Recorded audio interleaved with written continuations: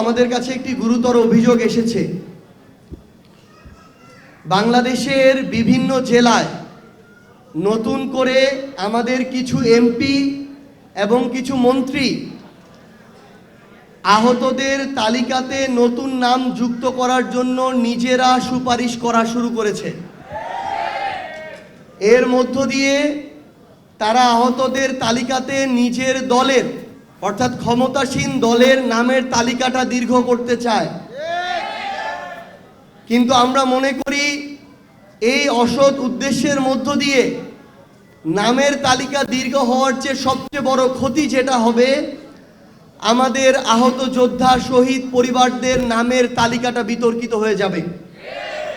1971-এর পরে বিগত 16-17 বছরে আওয়ামী লীগ নামে বেনামে টাকা খেয়ে বিভিন্ন স্বজনপ্রীতি দলীয়করণের মধ্য দিয়ে বাংলাদেশের মুক্তিযোদ্ধাদের ইতিহাসটাকে এবং মুক্তিযোদ্ধাদের তালিকাটাকে বিতর্কিত করেছিল।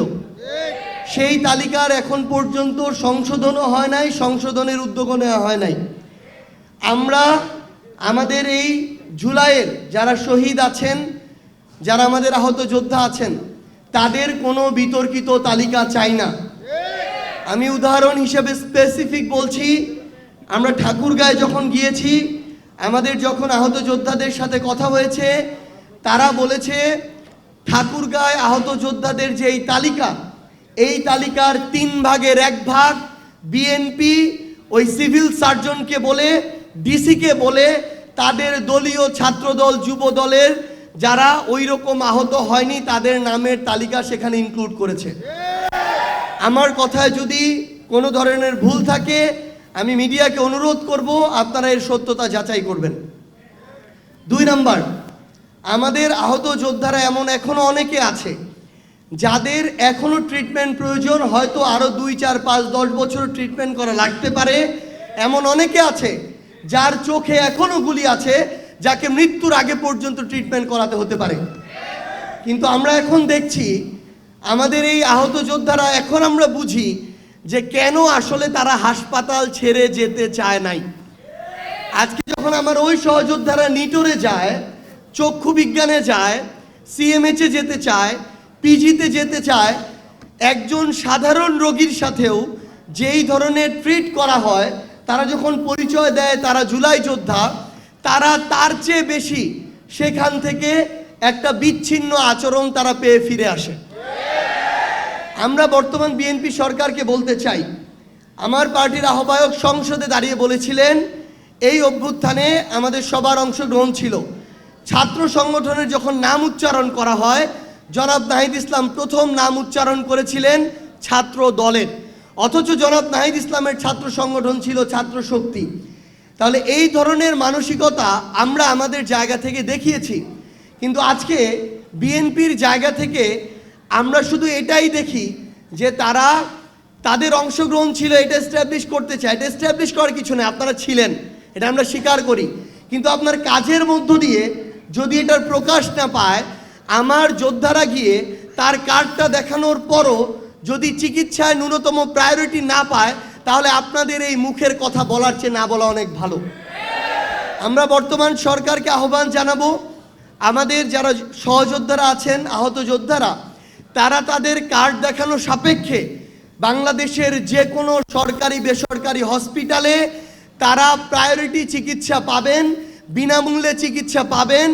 এই ব্যবস্থা নিশ্চিত করার জন্য সরকারের পক্ষ থেকে, স্বাস্থ্য মন্ত্রণালয়ের পক্ষ থেকে সরকারি প্রজ্ঞাপন জারি করতে হবে। তৃতীয়ত, আমরা কিছুদিন আগে জনাব তারেক রহমান, বাংলাদেশের মাননীয় প্রধানমন্ত্রী, তিনি একটি বড় প্রোগ্রাম করেছেন শহীদ পরিবারদেরকে নিয়ে, আহত যোদ্ধাদেরকে নিয়ে। কিন্তু দুঃখজনক হলেও সত্য, আমরা তার উদ্দেশ্যে বলতে চাই, তিনি শহীদ পরিবার এবং আহত যোদ্ধাদেরকে নিয়ে প্রোগ্রামটা করেন নাই, তাদের একটা অংশকে নিয়ে প্রোগ্রাম করেছেন। ওই প্রোগ্রামে শুধুমাত্র যারা বিএনপি করে কিংবা যারা অভ্যুত্থানের পরে নতুন করে বিএনপি করার ইচ্ছা প্রকাশ করেছে তাদেরকে নিয়ে ওই প্রোগ্রামটা করা হয়েছে। এবং মঞ্চে আহত যোদ্ধাদের প্রতিনিধি হিসেবে যাকে রাখা হয়েছে, আমি শুধু একটা উদাহরণ দেই। শহীদ পরিবার এবং আহত যোদ্ধা যে দলেরই হোক, তাদের বিরুদ্ধে আমার একটা কথাও কখনো মন থেকে আসে না, বলতে পারি না। কিন্তু আমি একটা উদাহরণ দেই। গত পরশুদিন প্রেস ক্লাবের সামনে আমার ওলামা অ্যালায়েন্সের ভাইয়েরা আমাদের প্রতিবাদ একটা কর্মসূচি দিয়েছিল, কেন আমার ভাই আলিফের চোখ তুলে নিল ছাত্রদল, এটার বিরুদ্ধে। আমার ওলামা অ্যালায়েন্সের ওই জাস্ট একটা প্রতিবাদ কর্মসূচিতে প্রেস ক্লাবের সামনে জুলাই যোদ্ধা ব্যানারে যার নেতৃত্বে ওইখানে আমাদের ভাইদের উপরে হামলা করা হয়েছে, ওই তথাকথিত জুলাই যোদ্ধা ইমন, বাটপার ইমন বলবে প্রত্যেকেই, তাকে তারেক রহমান, আমি শেষ করি, তাকে তারেক রহমান একটু, ওই লোককে তারেক রহমান ওই প্রোগ্রামে জুলাই যোদ্ধার প্রতিনিধি হিসেবে তার পাশে মঞ্চে বসিয়ে রেখেছিল।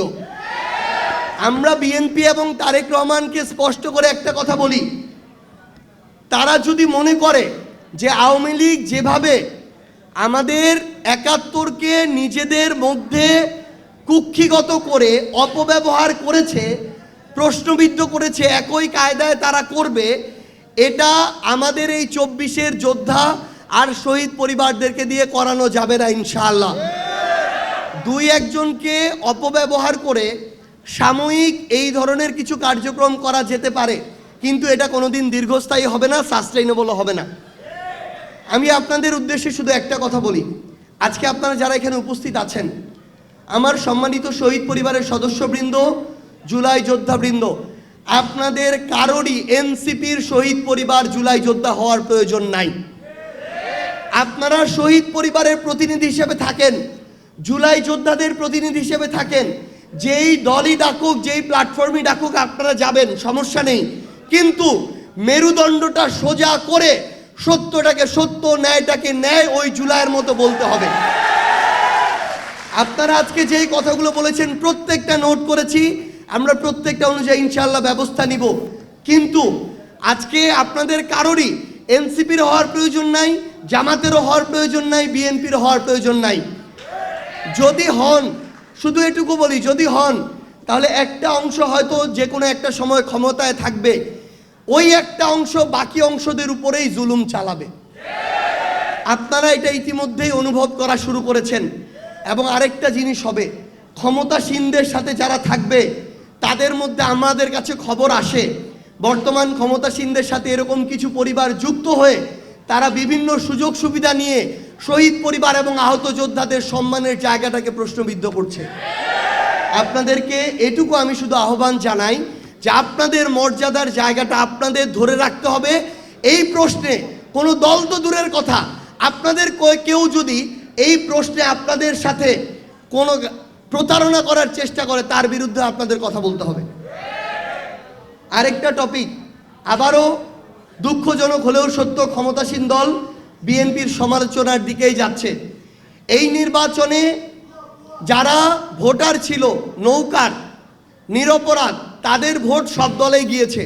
কিন্তু আওয়ামী লীগের নেতাদের সাথে স্থানীয়ভাবে, আমরা জানি না দলীয়ভাবে করেছে কিনা বিএনপি, কিন্তু স্থানীয়ভাবে বিএনপির প্রত্যেকটা এমপি ক্যান্ডিডেট স্থানীয়ভাবে আওয়ামী লীগের সকল নেতাদের সাথে নির্বাচনের ২-৩ দিন আগে নেগোসিয়েশনের মধ্য দিয়ে তাদের ভোটগুলো আদায় করেছে। যার ফলশ্রুতিতে এখন জেলা ছাত্রলীগের সভাপতি সেক্রেটারি, আওয়ামী লীগের সভাপতি সেক্রেটারি, যুবলীগের সভাপতি সেক্রেটারি, তাদেরকে প্রোটেকশন দেওয়ার দায়িত্ব স্থানীয় বিএনপির এমপি মন্ত্রীরা হাতে তুলে নিয়েছে। আমরা এই সত্য কথাগুলো বলবো, নাম ধরে বলবো। এতে যদি চোখ উঠিয়ে নেন, আরো 1000টা আলিফ প্রস্তুত আছে চোখ দিয়ে দেওয়ার জন্য। কিন্তু আগামীতে নাসিরউদ্দিন পাটোয়ারিরা বলেন কিংবা অন্য কেউ, আমরা আপনাদের সাথে আপনাদের ওই ভয়ে, রডের ভয়ে, পাথরের ভয়ে কথা বলা বন্ধ করে দিব না ইনশাআল্লাহ। আমরা একটা জিনিস শুধু আপনাদের সামনে একটু উল্লেখ করতে চাই, সেটা হচ্ছে আমাদের হবিগঞ্জের যে হামলাটা, অনেকে বলছে নাসিরউদ্দিন পাটোয়ারি একটু বেশি কথা বলেছে, এই কারণে হামলা করেছে। এবার আপনি একটু যুক্তিতে আসেন। আমরা হবিগঞ্জে দাঁড়িয়ে যখন মানুষ আমাকে বলে যে ওই জিকে গৌসের অনুমতি ছাড়া কেউ একটা জমি কিনতে পারে না, তার অনুমতি ছাড়া কেউ মাদক ব্যবসা করতে পারে না, তার অনুমতি ছাড়া একটা ব্যবসা প্রতিষ্ঠান চলে না। তার লোকগুলোকে টাকা না দিয়ে একজন ঠিকাদার একটা রাস্তার কাজ শুরু করতে পারে না। আমি যদি এই কথা না বলতে পারি তাহলে আমার এই জুলাই অভ্যুত্থান পরবর্তী সময়ে আমার তো বেঁচে থাকার কোনো মানে হয় না। এই কথাগুলো যখন নাসিরউদ্দিন পাটোয়ারি বলল, তাহলে আক্রমণটা যদি শুধু তার উপরে হতো তাও তাদের কথার যৌক্তিকতা থাকতো। কিন্তু আমরা দেখলাম সিলেটে যখন আমরা আমাদের শহীদ পরিবারদের সাথে দেখা করতে গেলাম, আহত যোদ্ধাদের সাথে দেখা করতে গেলাম, সেখানে কিন্তু নাসিরউদ্দিন পাটোয়ারি ছিল না। সেই গাড়িতে আমি ছিলাম, ডক্টর আতিক মুজাহিদ এমপি ছিল, ডক্টর মাহমুদা মিতু এমপি ছিল। আমাদেরকে যেভাবে ইট রড নিয়ে এসে হামলা করা হলো, আমরা যেটা বুঝেছি তাদের উদ্দেশ্য এখন কোনো ব্যক্তি না, তাদের উদ্দেশ্য হচ্ছে তাদের বিরুদ্ধে কেউ যদি কথা বলে, সত্যটাকে সত্য বলে, চাঁদাবাজিকে চাঁদাবাজি বলে, লুটপাটকে লুটপাট বলে, সেই কণ্ঠটা তারা রোধ করতে চায়। এখন আপনারা শহীদ পরিবার আছেন, জুলাই যোদ্ধা আছেন, আপনারা আমাদেরকে রায় দিন, চাঁদাবাজির বিরুদ্ধে কথা বলা আমরা বন্ধ করে দিব কি দিব না? লুটপাটের বিরুদ্ধে কথা বলা বন্ধ করব কি করব না? মাদকের বিরুদ্ধে কথা বলা বন্ধ করব কি করব না? আপনাদেরকে শুধু আমরা এইটুকু আহ্বান জানিয়ে যাই, আপনারা আপনাদের পক্ষ থেকে বলবেন, জনাব তারেক রহমান, রাজনৈতিক দল বিএনপি, গণভোট যদি অসাংবিধানিক অবৈধ হয়, তারেক রহমান অবৈধ প্রধানমন্ত্রী।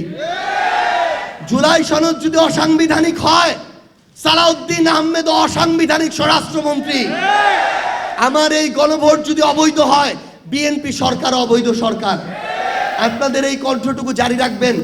নতুন করে আওয়ামী লীগের কিছু কণ্ঠকে আমরা দেখতে পাই, বিএনপি আমরা কেন জানি না, সেই কণ্ঠগুলো যারা বিএনপিকেও অবৈধ বলছে, জুলাইকে যারা প্রশ্নবিদ্ধ করছে, নোংরামি করছে। প্রশ্ন করা এক জিনিস, নোংরামি করা আরেক জিনিস। যারা করছে তাদের বিরুদ্ধে বিএনপির কোনো সারা শব্দ নাই। আমাদের জুলাই যোদ্ধারা এখন কথা বলা শুরু করেছে। আমি শুধু আপনাদেরকে এইটুকু বলবো, হয়তো আমরা প্রত্যাশা করিনি 5 বছরে আমাদেরকে এইভাবে নামতে হতে পারে, কিন্তু যখন 6 মাসে এই অবস্থা বিএনপি সরকারের নীরবতা তৈরি করছে, আপনাদের কণ্ঠ থেকে শুরু করে আপনাদেরকে আবারও কিন্তু সচেষ্ট হতে হবে। যদি আপনারা হন, আমরা বিশ্বাস করি শুধু বিএনপি না, আগামীতে কোনো দল যদি স্বপ্ন দেখে স্বৈরাচার হওয়ার, কোনো দলের ওই স্পর্ধা কোনোদিন হবে না। আপনারা সামনে থাকলে সে স্বৈরাচার হয়ে উঠবে। আপনারা আমাদের জন্য দোয়া করবেন। আপনাদের ওই আস্থার প্রতিদান, আমাদের রাজনৈতিক দলের দরকার নাই, আমাদের ক্ষমতায় যাওয়ার দরকার নাই, কিন্তু আমরা আমাদের শহীদ ভাইদের, আহত যোদ্ধাদের যে আকাঙ্ক্ষা, সেই বাংলাদেশের সাথে মৃত্যুর আগে পর্যন্ত সেই লক্ষ্য থেকে আমরা বিন্দুমাত্র বিচ্যুত হব না ইনশাআল্লাহ। সবাই আমাদের জন্য দোয়া করবেন। ভালো থাকবেন। আসসালামু আলাইকুম ওয়া রাহমাতুল্লাহ।